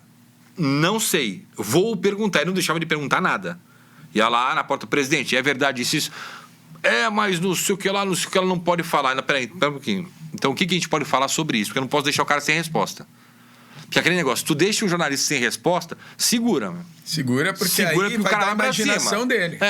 Eu sou assim, não me deixa sem resposta, senão eu vou pra cima. Eu vou descobrir. Entendeu? O cara vai descobrir de um jeito ou de outro. Porque quando você não dá resposta, você dá a entender que tem alguma coisa. Exato. Sempre tem um de dentro, que quer moral fora. Você entendeu? Então, que vaza. Sempre tem. Sempre tem. E eu tratava... São as fontes. São as fontes. E as fontes nem sempre são do alto escalão, cara. As pessoas precisam entender isso. Acredito. Não que seja assim no Santos, cara. Mas assim, a tia do café, ela tem muito mais importância, por exemplo, do que o vice-presidente, que o presidente. Entendeu? Enfim. E eu tratava todo mundo igual. Tanto é que Record fazia o que tinha que fazer, o Globo fazia o que tinha que fazer, SBT, quem quisesse chegar em ESPN era tudo igual. Não tinha tratamento assim. Se a Globo fez com o presidente exclusiva, era exclusiva para SBT, para B, C, D, E, F. Ele não tinha esse negócio. O presidente podia ficar de saco cheio comigo, mas ele ia fazer com todo mundo. Tanto é que ele deve ter ficado, porque eu fiquei 1 ano só de gerente de comunicação, depois já parti para outra dentro do clube. Mas assim, não tinha segredo. Você disse, só para... É que tem tanta coisa para falar, senão eu não vou conseguir trazer esse universo do Fabiano. Você vê que a gente nem chegou em 2014. Hein? Aí você falou que você também fez gestão, que você fez um curso na Alemanha, que era gestão do futebol? Gestão do futebol. Em 2017, eu me afastei um pouco do presidente a partir de 2016, porque o presidente começou a contratar outras pessoas ali para o jornalismo. Já não era... Porque assim, quando eu cheguei lá, não havia um jornalista.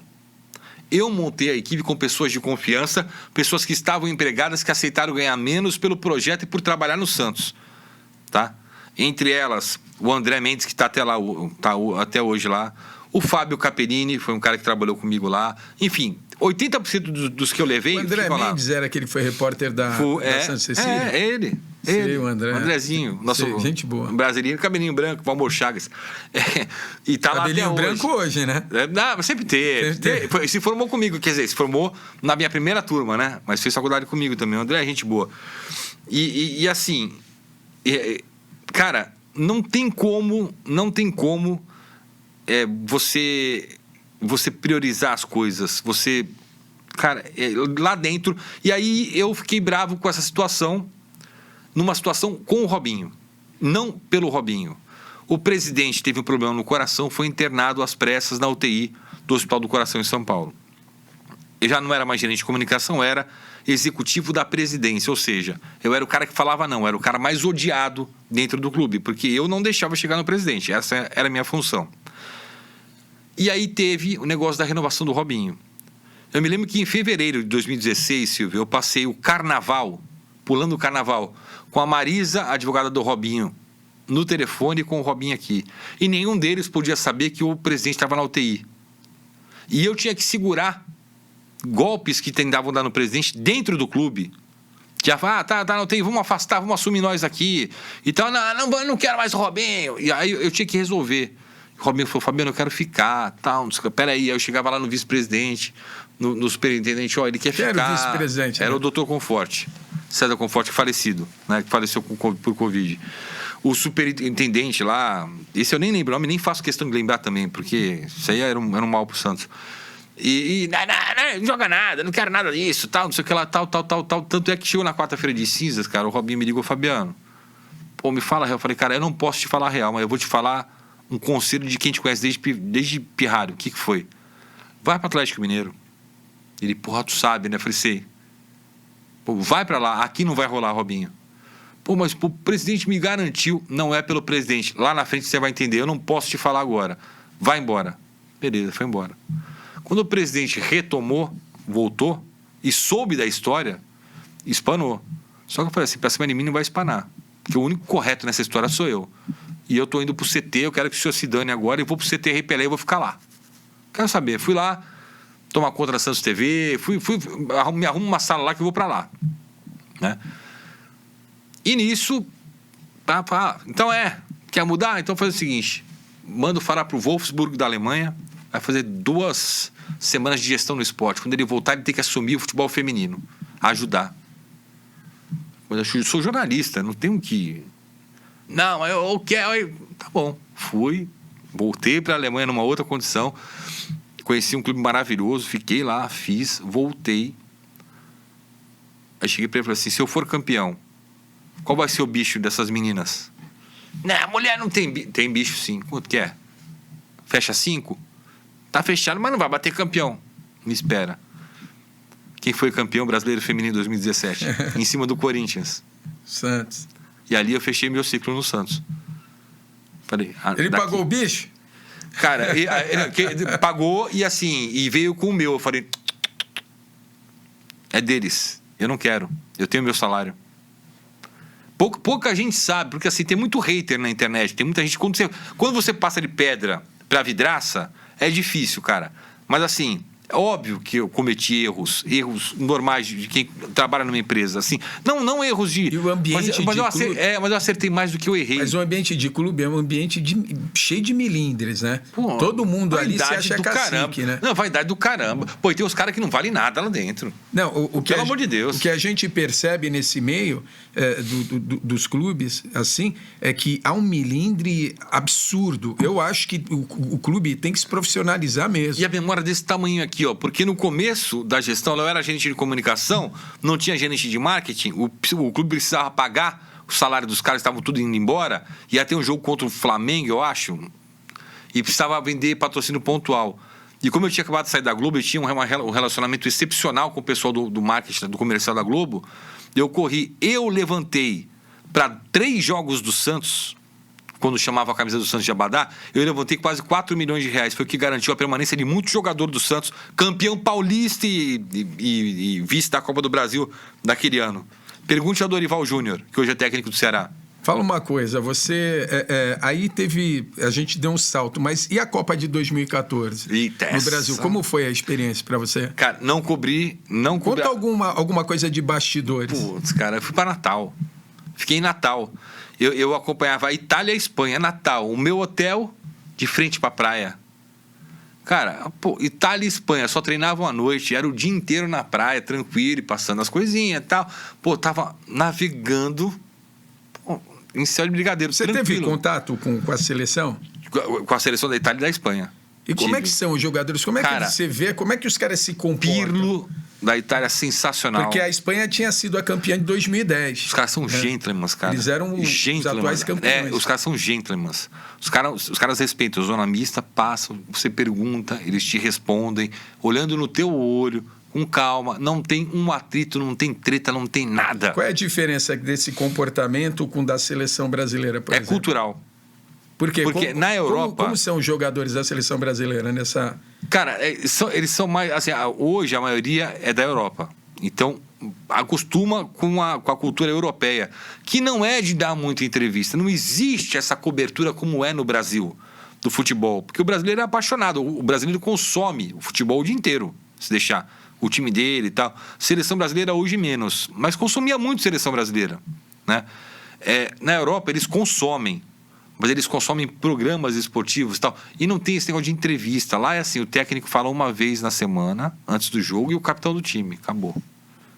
Pode ter polêmica com o jogador Silvio Rodrigues. Não vai falar. Emitir comunicado oficial está aqui. A gente não deixou vocês sem respostas, mas já mato. É diferente. E eu vivenciei isso em 2014, com Itália e Espanha, cara. E cobri também México, Costa Rica. Cara... É assim, é uma experiência... Eu entrevistei o Pirlo, sabe? Eu entrevistei o Pepe Guardiola, que foi para assistir o jogo. Eu entrevistei o Guardiola, um cara sensacional, que falou para mim, comigo, quase... Ele falou, pode me perguntar em português que eu vou te responder. Você acha que ele vem para a seleção brasileira? Não vem. Ele vai ficar... Ele declarou anos atrás que ele... Ele declarou em 2011... que ele tinha muita vontade de vir. É que em 2011, foi também quando eu entrevistei ele, quando ele era técnico do Barcelona, quando atropelou o Santos... ele relacionou o futebol bonito do Barcelona ao Santos da época do Pelé, do Pepe e tal. Então ele fez que o pai dele assistia muito, passava muito isso para ele, e isso ficou muito marcado.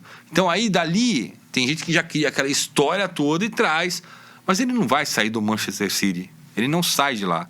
Lá ele tem aquele que eu quero o jogador tal, o cara vai lá e compra. Mas será que ele não tem aquele desejo? Claro, questão financeira é uma distância absurda. Mas será que o cara não tem aquele desejo profissional, ainda mais tratando de uma seleção brasileira? Não é qualquer seleção que você está indo treinar. É a pentacampeão mundial. Não interessa se não está naquele nível, mas tem uma história, né? E ele conhece bem os jogadores brasileiros, né? Será que não tem esse desejo profissional? Eu acredito que o desejo profissional dele deva ser dirigir a seleção do país dele, sabe? A Espanha. O Guardiola foi um baita jogador, assim, e tem... Eu gostaria muito de ver o Guardiola na seleção brasileira, mas o que ele pensa de futebol, eu não sei se serve para a seleção brasileira, sabe? Acho que a seleção brasileira vai ter muita dificuldade. Porque ele pensa de futebol, a intensidade, movimentação. Hoje o futebol é totalmente diferente.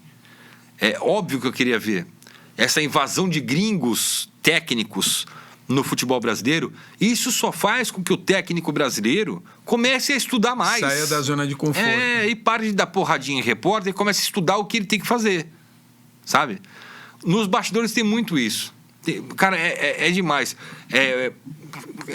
Vamos para os bastidores agora, já que a gente está chegando no final do programa, e eu quero ir nos bastidores. Alguém que você, poxa, se decepcionou. Putz, foram vários, hein? Então, pode falar aí. Cara, um cara que eu poderia me decepcionar, mas depois a gente conversou, foi o Muricy Ramalho. Porque o Muricy, quando foi técnico da Portuguesa Santista, me chamava pelo nome. Né? Muitos não sabem, né? Ele foi técnico da Portuguesa Santista. E quando ele veio para o Santos, eu fiz a primeira pergunta. Eu falei, você vem para um time que tem características ofensivas, tal. No São Paulo você trabalhava com 3 zagueiros. Ele pegou e me deu uma porrada. Você aí fica falando. Eu falei, você quem? Sabe meu nome? Sabe o meu trabalho? Na coletiva. Não. Eu falei, você não, vocês. Você não. Você falou você olhando para mim. Sabe o meu nome? Sabe onde eu trabalho? Meu nome é tal, eu trabalho em tal veículo e você, quando estava em 2003 na Portuguesa, me chamava pelo nome. Você tem memória curta, é melhor você começar a aprender como as coisas funcionam aqui no Santos. Ele me olhou assim, acabou a coletiva, ele me chamou, pediu desculpa, cara, desculpa, eu não quero confusão, lembrei, não, porque assim, na minha geração, que era eu, Samir Carvalho, Thiago Salazar, Volney Lima, os caras da minha geração, a gente não dava mole. A gente ia pra cima e a gente se fechava. É assim, uma vez o Fábio Costa quis dar uma canseira de 3 horas para dar uma entrevista. A gente esperou as 3 horas. Quando ele chegou na sala de imprensa, a gente levantou e foi embora. Hoje esses caras não fazem isso. Hoje é um furando o olho do outro. Por quê? Porque é internet, né? Aquele negócio. Hoje o assessor dali é padrinho de casamento do repórter daqui. Sabe como é que é? Sei. Entendeu? Só que eles esquecem que os caras daquela geração criaram fontes. E hoje, por exemplo, para eu saber que um técnico do Santos vai ser demitido ou contratado, eu não preciso ligar para ninguém, as pessoas me ligam. Essa é a diferença que você vai construindo ao longo do tempo. Mas assim, os bastidores do futebol, eu me decepcionei muito. Tanto é que eu fiquei 1 ano afastado de tudo que é relacionado ao futebol. Quando eu saí do Santos, eu fiquei muito decepcionado porque o Santos ficou me devendo muito. Outubro de 2017, novembro, dezembro, janeiro, fevereiro e março, mais férias, tal, não sei o que lá. Olha só, eu fiquei todo esse tempo trabalhando para o Santos, praticamente 18 horas lá dentro, né, sem receber. Saí sem receber. E assim, tive que avisar. Falei, gente, o que vocês vão fazer comigo? É verdade, tenho que te mandar embora, senão eu estaria lá até hoje. Que desorganização, né? Não, então, você tem uma ideia. E assim, não me vem falar que clube de futebol não tem dinheiro, que é mentira. É mentira. Eu vi, eu presenciei, eu tinha acesso aos números. Passam na conta dos clubes de futebol, como o Santos, por exemplo. Na época que eu estava lá, passava 2, 3 milhões, 4, 5, em 2, 3 dias, às vezes diário. Passa dinheiro. E você disse que você tinha esse contato, essa proximidade, por exemplo, com o Neymar. O Neymar foi criada uma expectativa muito grande em cima dele.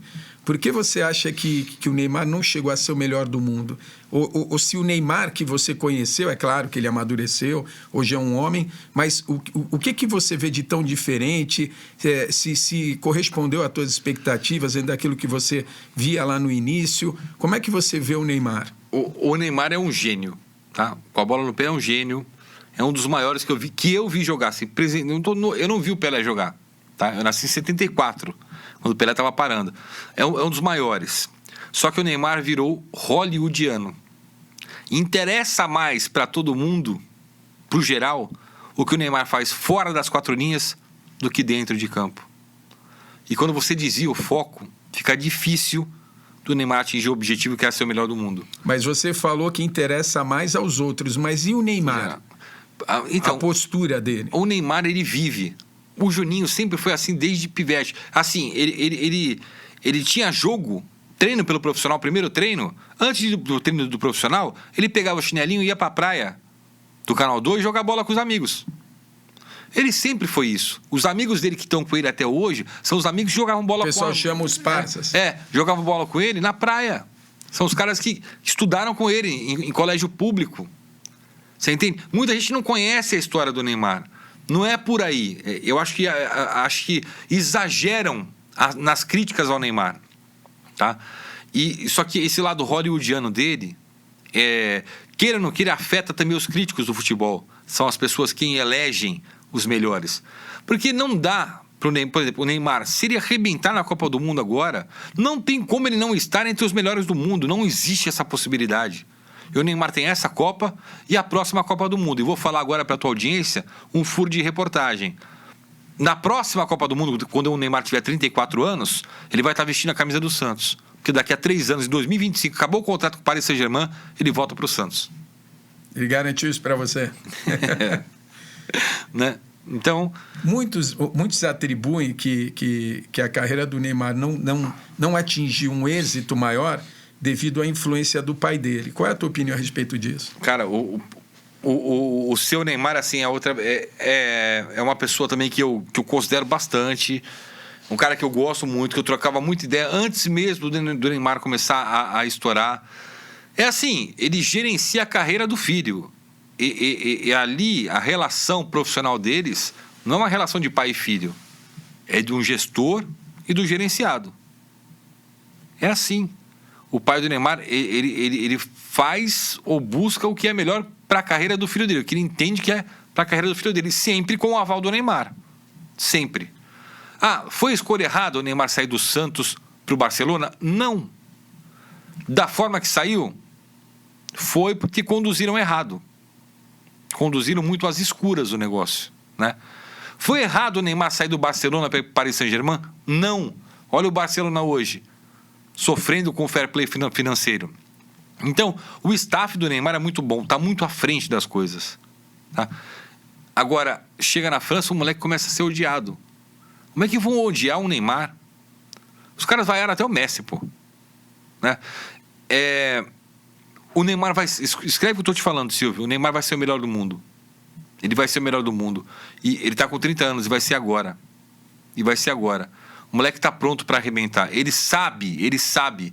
E o Neymar é aquele que gosta de decidir sempre aos 45 do segundo tempo. E ele sabe que chegou a hora de decidir. Você vê... Eu tive a sensação do Neymar recentemente, que até ficaram falando que o Neymar estava gordo, isso e aquilo. Eu não senti ele nas melhores condições físicas dele. Né? Eu senti que a gente sempre viu o Neymar fazendo o que o Mbappé faz hoje. O arranque, aquela velocidade. Hoje você vê que ele cadencia mais o jogo dele. Né? Hoje está diferente, até pela posição que ele está ocupando. Ele saiu daqui de um jeito, chegou lá e foi transformado em outro de lá. Então, mas aí o que acontece? Hoje você vê ele de maneira diferente. Tem gente que já aposta, eu sou um que eu aposto, que o Neymar, com a eliminação na Champions, só tem a Copa do Mundo. Então, o que acontece? É isso. Entendo eu, posso enganar, a Copa do Mundo é que vai dizer isso, que ele está se preparando, porque, como você falou, ele sabe que é o momento, e ele sabe que é a Copa, porque ele está com 30 anos. 30 anos. Então, o que acontece? Agora é o momento, agora é a hora. Sim. Não é? Então... O que você acha que vai ser o Neymar nessa Copa do Mundo? Eu acho que o Neymar vai ser o cara da Copa. Assim, ele vai arrebentar de um jeito que a gente só viu ele arrebentando no Santos. Eu acredito que o Neymar está pronto para arrebentar. Pronto. Cara, pode me cobrar aí, o Neymar vai ser o melhor jogador da Copa do Mundo. E não sei se o Brasil vai ser campeão, não. Estou falando individualmente, o Neymar vai ser o melhor jogador da Copa do Mundo. Mas para ele ser o melhor jogador, o Brasil precisa avançar. Precisa chegar até a final. Porque geralmente, tradicionalmente, a FIFA elege o melhor. Pode chegar à final, como teve, de repente, acho que foi o Modric, né? Que foi eleito uma vez o melhor da Copa. Foi na Copa, acho que Copa passada. Em 2018, né? Foi a Copa passada. Modric porque chegou na final, mas não levou, né? Mas chegou na final, isso é óbvio, tem que chegar. Mas, cara, é a Copa do Neymar. É a Copa do Neymar. O Neymar sabe muito bem, por exemplo, o Robinho passou por isso e não conseguiu. O Neymar sabe que outro jogador, o Kaká, passou por isso, mas foi o melhor do mundo. Rivaldo foi melhor do mundo, Romário foi melhor do mundo, Ronaldinho, Ronaldo. Por que o Neymar não vai ser? O que o Neymar fica devendo para esses caras? E seria talvez o único no mesmo nível que não teria sido o melhor do mundo. Você quer mais do que eu sou fãzaço do Romário também, cara. Esse aí, sou fã do Romário. Você quer mais do que o Romário? O Romário falou, pô, eu não gostava de treinar, não treinava. Não queria saber, ia pra noite mesmo, chegava bêbado. Só que quando tinha que resolver, resolvia. Então tem que esquecer. Quer ver? Para com os programas que falam dos bastidores dos famosos daqui até a Copa. Esquece o Neymar longe das 4 linhas. Foca no Neymar no campo. Observa pelo prisma só do futebol, do esporte. Você vai ver um Neymar diferente já. As pessoas precisam perceber isso.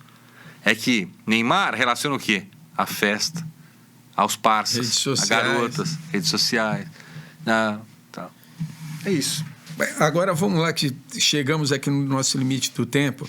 Você atualmente estava como repórter da TV Record, cobriu o Paulista, não é? Tá atuando na TV Record também na região. Conta um pouco do teu momento atual. Então, Silvio, eu sou editor da Record TV Litoral e Vale, Litoral aqui de Santos, né? Eu tinha resolvido sair de frente das câmeras, assim, dos holofotes. Falei, vou ficar um pouquinho mais por trás. A gente vai envelhecendo, né? Ou vai ficando mais experiente, a gente vai querer... É a barba que parece que tá mais... Nós somos garoto, né, pô, que é outros desafios. E eu às vezes fecho o Balanço Geral, o SP Record, edito texto e tal. E aí a Record, surpreendentemente, comprou o Campeonato Paulista. Até 2025, 2022 a 2025, os direitos. E aí, obviamente, precisavam de um repórter. Eu falei pra minha chefe, falei, eu não quero, eu posso produzir aqui, usar meus contatos, mas, pô, dá oportunidade para os repórteres que estão aí, né, aqui na casa e tal. Só que aí o meu nome chegou lá. E assim, quando você passa por um lugar e faz um bom trabalho, as pessoas lembram de você. E aí falaram, pô, mas o Faraco é o Fabiano? Não, é ele. Cara, aí eu resolvi voltar pro vídeo. Voltei pro vídeo, fiz até o Santos ser eliminado. Até aí, acho que tu falou isso daí, que depois aí a Record chamou você para continuar cobrindo as etapas finais do Paulista, cara, até a final. O que me surpreendeu. Aí me veio na memória todo aquele início, cara, parecia um garotinho de felicidade. Eu falei, cara, então, tipo, não é o meu trabalho no Santos continua rendendo outros frutos, porque o meu trabalho no Santos, cobrindo o Santos, rendeu 3 Copas do Mundo, várias coberturas internacionais. E me rendeu uma final de Campeonato Paulista. E eu assisti matérias de você durante o Paulista. E o Paulista começou a ser transmitido pelo YouTube, através da própria federação, exato, não é isso? Exato. No YouTube, através da própria federação, se eu não me engano, estava o Thiago Leifert lá, o Dodô, a Milena. Tudo, quer dizer, num molde totalmente diferente, mais interativo. É que agora a federação, assim, o negócio é diferente. O modelo de negócio é diferente.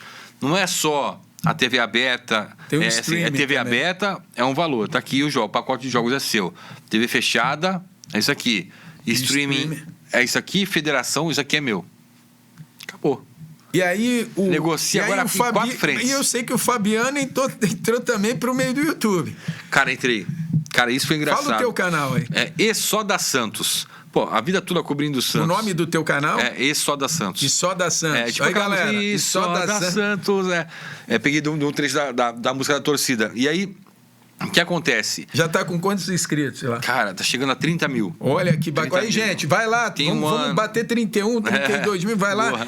É Só da Santos, né, do Fabiano Faral. Eu vou colocar no link desse programa, vai estar os links do teu canal, o link de como localizar as redes do Fabiano Faral. Legal. Tá bom? Não, mas primeiro se inscreve aqui, né? Primeiro se inscreve aqui. Você lá tá com 30 mil, eu tô batendo os 300. Então, por favor, viu? Eu vou estar colocando... Pessoal do Fabiano Faral, desce de paraquedas aqui também. A rapaziada vem comigo. Então, o que acontece? Eu esporadicamente participava de um quadro chamado Balanço Esportivo todas as segundas na Record. Comentava futebol com o apresentador. Já foi o William Leite, hoje é o Alexandre Furtado, comentava. Porque assim, hoje eu levo futebol mais na parte do entretenimento, para não me aborrecer com o que eu vi, trabalhando dentro de um clube, né? Então eu levo na base do entretenimento, tal, eu sei aonde apertar o cara do dirigente, eu sei aonde criticar o jogador para ele sentir, para ele olhar para ele e falar, puto, o cara tem razão. Enfim. O cara conhece do assunto, sabe o que está falando. Num dia eu recebi a informação de que o Santos ia contratar o Fernando Diniz, com licença. Um dos piores que eu vi na minha vida. E aí foi numa segunda que tinha o quadro. Eu falei, vou dar a bomba no ar. Cortaram o quadro porque tinha uma autoridade para ir e tal, que levou mais tempo. Falaram, o quadro caiu, fica para amanhã. Eu falei, pô, não vou morrer com essa informação. Falei, caramba, pô, eu vou passar pro Samir. Pô, falar, tô cobrindo o Corinthians agora. Pô, minha geração, cada um pula na frente, sabe uma coisa? Lembrei, pô, o canal do YouTube que eu tenho lá, pô, tinha, tipo, acho que tinha minha mãe inscrita, minha mulher. Aí eu falei, pô, vou fazer aqui, que seja o que Deus quiser. Vou publicar no meu, tipo, compartilhar no meu Twitter, nas minhas redes. E, pum, dei a bomba. Cara, o canal saiu lá de 5 para 600 inscritos de uma hora para outra. Eu falei, opa, aí tem negócio.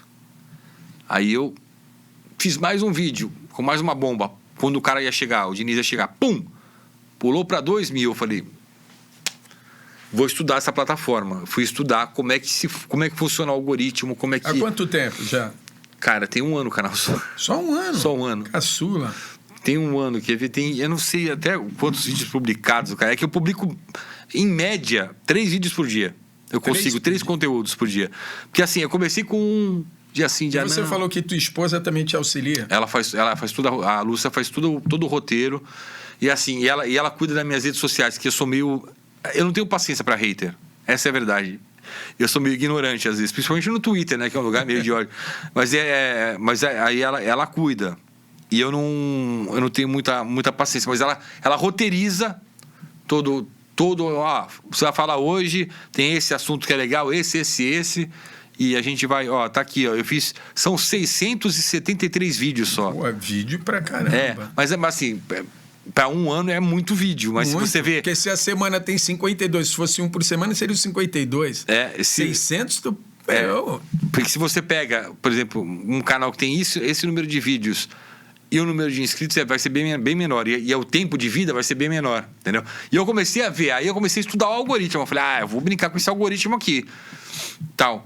E, cara, e consegui. E é um trabalho que hoje eu posso falar... O que você vê pro teu canal, cara, olhando pra frente? O meu canal, as pessoas não querem ver entrevista, as pessoas não querem... ver o presidente falando, as pessoas não querem isso. É você dando a notícia. Elas querem um lugar para dar opinião. A pegada é essa. Quando eu abro uma live ou quando eu faço um conteúdo, meu conteúdo ele sempre gera o que? O debate. A abertura para o comentário. Eu provoco a pessoa a comentar. Porque e aí você também está usando uma ferramenta do YouTube, que é o comentário, o like, que vai te entregar para mais pessoas. Funciona assim. Né? É básico, mas você tem que gerar os caras. Assim, eu falo, lugar de santista é no YouTube. Sabe por quê? Porque ali o cara tem vez. E eu brinco, vai lá Record, manda um WhatsApp pra Record, tenta falar lá o que você quer falar sobre o jogo. Não vão ler. Manda pra Globo, pra VTV. Não, e principalmente quando você abre, né? Você abre uma live e você não está entrevistando, você está abrindo justamente para que as pessoas possam interagir com você. Abro e às vezes eu pego o link da live e jogo no comentário público para as pessoas entrarem, se quiserem. E assim, não tem problema, eu não quero que concordem comigo, não. Eu quero até mais que discordem, para poder ter um debate, assim. E eu leio comentário por comentário. Às vezes a live é para ter 1 hora, cara. Eu fico 2 horas e meia, porque eu gosto de ler todos os comentários. Mas olhando o teu canal, você deslumbra o que lá para frente? Porque tem o lado monetário, sim. Né? Você monetiza o teu canal? Sim. Está monetizado e patrocinado. E você disse que você... E como é esse patrocínio? Então, é assim, quando você chega... Tem um site, que eu não lembro qual é o site que essas empresas digitais usam, que elas botam o nome do canal do YouTube e vem o engajamento. O que interessa para eles é o alcance. Que às vezes eu tenho 30 mil inscritos, mas o meu alcance... É muito maior. Não, é de 8, 9 milhões de pessoas. Você entendeu? O YouTube te fornece esses dados. E aí o cara olha e fala, opa, peraí, eu estou interessado nesse alcance, né? Porque você ter seguidores não significa necessariamente que tem engajamento. Eu conheço gente que tem, tipo, 3 seguidores e que ganha 5 mil reais por mês com o YouTube. Entendeu? E não com o AdSense, não com o que o YouTube paga, mas com o patrocínio, que é o que chamam da renda extra. Então eles te procuram e fazem a parceria. Você tem que fazer assim. O YouTube paga a cada 1.000 visualizações. Hoje, no meu canal, está pagando $1. $1 e às vezes sobe $1.10, $1 a cada 1.000 visualizações. Pô, é 1.000, a cada 1.000 visualizações. Tipo, para eu pegar $10 num vídeo, eu tenho que ter 10.000 visualizações. $10 que tá R$50. Então, cara, já pensou um vídeo todo dia com 10.000 views? Então, o que você tem que fazer? Você tem que armar uma estratégia para você manter as 10.000 views. Como é que é? Pô, eu tenho 3 conteúdos. Um de manhã, que eu sempre faço caminhando nas ruas de Santos. Por dia, né? Por dia. O do meio da tarde, que é um plantãozão, que eu entro com uma bomba de vez em quando, tal. E o da noite, das 8 horas, que eu sei que é a hora que a rapaziada tá na segunda tela, que é o YouTube aqui. Que já nem é mais segunda, a primeira tela, que tá ali descansando, já tomou o lanche, já tá ali, sabe? Já relaxou do trabalho e vai lá assistir a coisa que ele quer. É o on demand, cara. Então, assim, eu falo, a mídia convencional, ela tem prazo de validade hoje. Eu também concordo. Até 5 anos. Se ela não se transformar em news, ou seja, em jornalismo, que aí a pessoa sabe que vai consumir ali o jornalismo, eu vou ligar aqui na emissora A porque eu vou ver jornalismo. É a mesma coisa, tipo, rádio. Rádio tem que transformar em news também. Porque quem quer ouvir música vai nos aplicativos de música. Ninguém espera mais por nada, entendeu, Silvio? Eu não espero para ver nada. Eu não vou esperar a novela das 10. Eu não vou esperar, cara. Ninguém mais horário tal para isso. A vida é muito corrida, entendeu? Então, e a internet te dá essa agilidade. É assim, esse papo que a gente está tendo aqui, cara, é sensacional, porque o povo se amarra no papo. Porque o podcast é isso, né? Agora, o que eu vislumbro pro meu canal é assim, ele passou a ser o meu negócio, tá? Ele é o meu veículo de comunicação. É onde eu me comunico com o meu público. E eu vou continuar me comunicando. E aí, a gente vai abrindo alguns leques. Então, eu já tenho um canal secundário, que eu falo um pouquinho mais da minha vida pessoal, que já está ali chegando a 500 inscritos, já tem, acho que tem 2 semanas, mas eu comecei a postar agora, já está um canal secundário, que é o Fabiano Fará. Já tem um canal ali que fala de economia, que é uma coisa que eu gosto também de estudar. Entendeu? Então você começa a montar canais secundários, mas o meu principal é esse. Por quê? Porque, vamos supor, se eu chego nesse modelo de negócio, se de meus 5 canais, 3 monetizarem, eles vão para o mesmo lugar, que o AdSense é uma conta só, para o mesmo local, ou seja, você aumenta a tua possibilidade. E Sim. tem também os patrocínios, as parcerias, por exemplo, você pode... Aliás, falando em patrocínio, deixa eu agradecer os meus 2 apoiadores, aqui a Fejovi Transporte, a HB11 Imóveis. Aliás, gente, deixa eu dar uma dica para vocês, tá? Você aí de Praia Grande, porque Praia Grande, até eles falaram uma coisa para mim, pessoal da HB11 Imóveis, sabendo que me fez refletir, que eles falaram assim, Silvio, aqui a gente não vende imóveis, aqui a gente vende condição, ou seja, a pessoa chega, né, com a ideia de comprar o imóvel e dentro das condições dela, a gente consegue viabilizar o negócio através de conversar com o empreendedor, com o construtor e a gente faz essas trocas e dá isso aqui, entra aquele... Bom, eles conseguem viabilizar e por isso que tem a frase como realizando sonhos, né? Porque eles conseguem viabilizar. Eu sempre falo que a diferença de quem tem ideia para quem realiza a ideia é esse caminho, é você viabilizá-la. E aí eles conseguem HB11 Imóveis e que eu pude conhecer. Aliás, vai vir novo vídeo da HB11 Imóveis. Obrigado pela parceria, pela confiança. A Fejovi Transportes também, que faz aqueles transportes, você vê, de grandes peças, de grandes logísticas de trazer para o porto, tudo. A Fejovi é uma transportadora super conhecida. Obrigado, Leila, também pela parceria. Está comigo desde o início. Aliás, já está comigo há anos a Fejovi Transportes. E a gente sempre tem que valorizar os nossos parceiros, sim, né? Claro. E tá de parabéns, cara, porque assim, é uma luta, né? Mas tudo é planejamento, tudo é estratégia. Tudo é estratégia. E assim, tenho certeza que o teu podcast já está brilhando, cara. Assim, antes de você entrar em contato.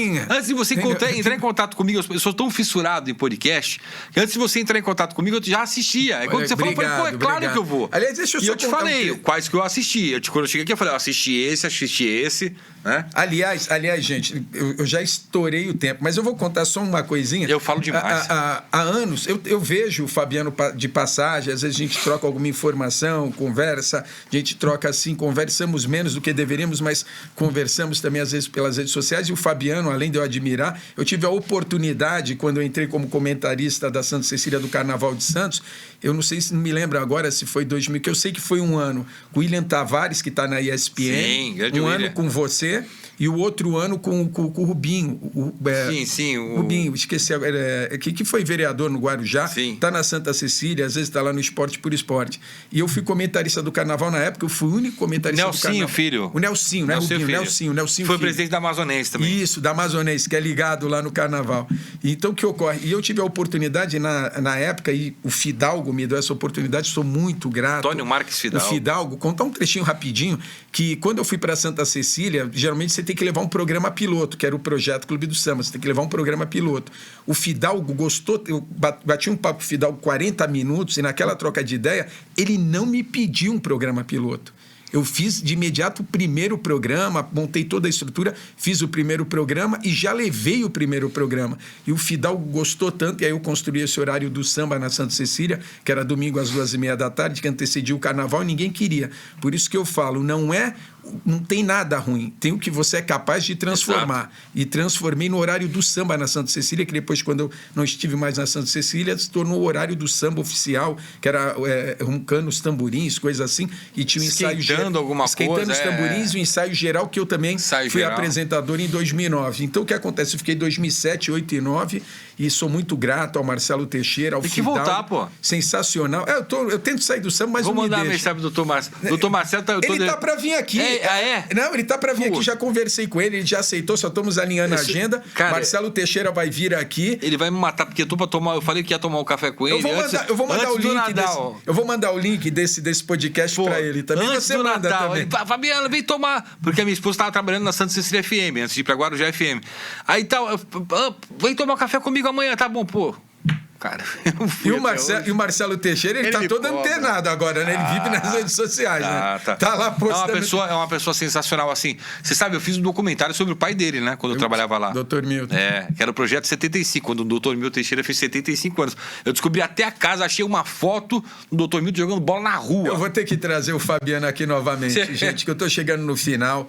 Fabiano, é tanta história, cara, tantas coisas legais. Primeiro eu quero te parabenizar, né, por essa tua caminhada, essa tua história. Eu tive mais próximo na época do Carnaval, mas eu também te acompanhei no Santos por outras coisas. Talvez tu conheça o meu irmão. Meu irmão é o Denis, que é encarregado lá até hoje. Sim, lá da fiscalização, segurança. Meu irmão é o Denis. E quando eu te falei de clube, é porque muitos anos eu estava lá sempre fazendo meus freeze lá. Eu estava fazendo, então a gente vai aprendendo bastante coisa. Eu do lado de cá, mas eu observava muito. O Denis, sensacional. O meu irmão vai se aposentar lá. Cara. Depois do Maneco é o meu irmão, entendeu? Então, o que acontece? O Maneco é administrador lá do Santos Futebol Clube. Então, o que ocorre? E eu via, você novinho, você sempre lá, depois aí já não tá mais lá, mas eu via você na parte da assessoria, enfim, você sempre um cara muito sério, muito comprometido. E é muito bacana, eu sou assim, eu torço muito pelas pessoas, né? Eu sou um cara que eu fico feliz com o sucesso das pessoas. Às vezes eu acho que eu fico mais feliz do que a pessoa, mas eu acho legal, acho que quando você torce por alguém, cara, Sim. O universo, ele trabalha por você também, porque eu acredito que o mundo é energia, e eu gosto de passar uma energia boa para todos, e eu ficava olhando e falei, caramba, que bacana. Então quando eu fui acompanhando, aí você na Record, aí você sabe, agora o canal no YouTube, aí eu falei, que legal, né? Que bacana. E te ver bem, eu me sinto bem. Hoje ter a oportunidade de te receber aqui no programa, né, no podcast, e a gente trocar essa ideia e eu poder conhecer muito mais, né, coisas muito legais, um pouquinho só da tua história, porque é muita história, não dá para contar em uma hora. E eu falo demais, né, cara? Não, tu fala e eu falo também. Então já viu, uma disputa por espaço aqui, né? Mas você é convidado, você tem prioridade. Então o que acontece? Eu cheguei e falei, caramba, que prazer receber o Fabiano. Então, cara, parabéns, que você voe agora também no mundo da tecnologia, no YouTube, que é um mercado que você falou, as mídias tradicionais, como dizem, o rádio vai morrer, não vai morrer e não está morrendo e continua forte, mas as redes sociais, não vou dizer as redes sociais, mas a internet, mais do que nunca, ela vai tomar conta do mercado, ela já está tomando conta do mercado e isso é um caminho sem volta. Então, torço muito, tô ali acompanhando, torcendo por você, quero o teu sucesso, mas deixa aqui uma mensagem para a nova geração, você que é jornalista esportivo, do que você vê da nova geração. Qual é a mensagem que você deixaria?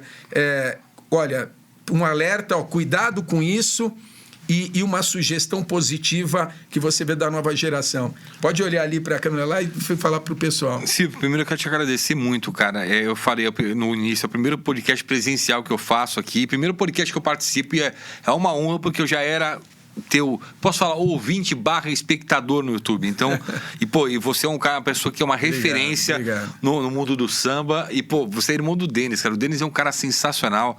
Tipo, eu conheço, e aquela cobertura do carnaval, a gente brincava aqui fora do ar, eu falei, eu não gosto de carnaval. Mas como é que você fez? Eu sou profissional, eu vou lá e faço. Aí a gente entende, né? Mas assim, o lado positivo do negócio é você ter vontade e você botar na tua cabeça que hoje a comunicação ela mudou. Não dá para você falar de tudo. Hoje, você falar de tudo na comunicação é abraçar o mundo com um bracinho curto. Hoje você tem que... Quanto mais regional for a tua informação, maior ela vai ter visibilidade. O que é o regional, por exemplo, dentro da internet? É nicho. Se você é um cara que gosta de economia, se aprofunde em economia e utilize o seu próprio veículo de comunicação, um canal no YouTube, onde quer que seja, para falar do que você conhece, que você cresce ali. Se é futebol, vai. Qual é o seu time? Se declara. Antigamente tinha aquele negócio de, não vou falar o time porque isso aqui. Não, eu falo. Eu sou santista, e a partir do momento... E todo mundo já sabia. Mas quando você se declara de vez, você se liberta de vez e declara, você consegue desempenhar o seu trabalho. Né? Então são nichos, a comunicação ela mudou demais. Então esse é o ponto positivo, é você observar o cenário, observa os outros e faça o seu. Não tenha medo de fazer o seu, porque com um microfone e uma câmera que tem num celular hoje, você pode resolver a tua vida, tá? O lado negativo, seleciona o que você lê, vê e ouve na internet. Seleciona. Tem muita gente que vem da mídia convencional que te dá garantia de informações corretas. Mas também tem muita gente que vem da mídia convencional que não te dá garantias. Seleciona bem. Acredite em veículos que não tenham lados. É difícil, mas acredite nisso. Você tem que selecionar. Tenha uma seleção na sua memória, na memória do seu celular. Leia só aquilo que você entende que é uma coisa que te traz informação, que te acrescenta. Selecionar hoje na internet, passa a peneira. Isso é o mais importante, porque coisa ruim, cara, é o que mais tem. E hoje tá cheio de entendido na internet, nossa, meu Deus, cara. Tá cheio de entendido. Na verdade, só ficar replicando. E hater. Eu tenho vontade de mandar hater. Minha mulher não deixa. Fabiano, mais uma vez obrigado. A gente vai estar conversando muito. Você vai voltar várias vezes aqui, porque tem muita coisa que eu não consegui abordar e coisas do bastidores do futebol. Você deve ter vivenciado muitas coisas. Então, agradeço aqui. E você, olha, curta, comente, compartilhe. Eu sempre falo, amigo que é amigo, compartilha com um amigo. Então, leve essa informação. Tenho certeza que muitos dos seus amigos nas suas redes sociais vão se interessar por esse conteúdo, porque aqui, Fabiano, eu sempre falo, o Silvio Rodrigues Apresenta um podcast de provocação, mas é uma provocação positiva. É a provocação que tem o intuito de tirar você da sua zona de conforto, para que você reflita, você emita a sua opinião, sim, mas embasada naquilo que você realmente tem conhecimento. Então, muito obrigado, curta, compartilhe. Obrigado, Fabiano. Até o próximo episódio do Silvio Rodrigues Apresenta. A gente se vê lá.